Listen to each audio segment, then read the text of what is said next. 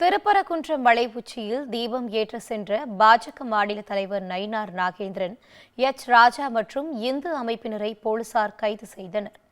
திருப்பரங்குன்றம் தீபத்தூணில் தீபம் ஏற்ற பிறப்பிக்கப்பட்ட உத்தரவை அமல்படுத்தவில்லை என தமிழக அரசுக்கு எதிராக தொடரப்பட்ட நீதிமன்ற அவமதிப்பு வழக்கு உயர்நீதிமன்ற மதுரை அமர்வில் விசாரணைக்கு வந்தது. வழக்கை விசாரித்த தனி நீதிபதி சுவாமிநாதன், திருப்பரங்குன்றத்தில் பிறப்பிக்கப்பட்ட 144 தடை உத்தரவை ரத்து செய்ததுடன் திருப்பரங்குன்றம் மலை உச்சியில் உள்ள தீபத்தூணில் இன்று இரவே தீபம் ஏற்ற வேண்டும் எனவும் உத்தரவிட்டார்.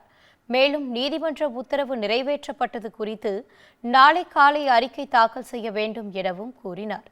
மேலும் 10 பேர் மலை உச்சிக்கு சென்று கார்த்திகை தீபம் ஏற்றலாம் எனவும் அதற்கு காவல் ஆணையர் முழு பாதுகாப்பு வழங்க வேண்டும் எனவும் நீதிபதி சுவாமிநாதன் உத்தரவு பிறப்பித்தார். இதனைத் தொடர்ந்து மாநில தலைவர் நயினார் நாகேந்திரன் உள்ளிட்ட பாஜகவினர் மரும் இந்து அமைப்பினர் மலை உச்சியில் தீபம் ஏற்ற சென்றனர். அப்போது அவர்களை தடுத்து நிறுத்திய காவல்துறையினர் இந்த வழக்கில் மேல்முறையீடு செய்ய உள்ளதால் தீபம் ஏற்ற அனுமதிக்க முடியாது என தெரிவித்தனர்.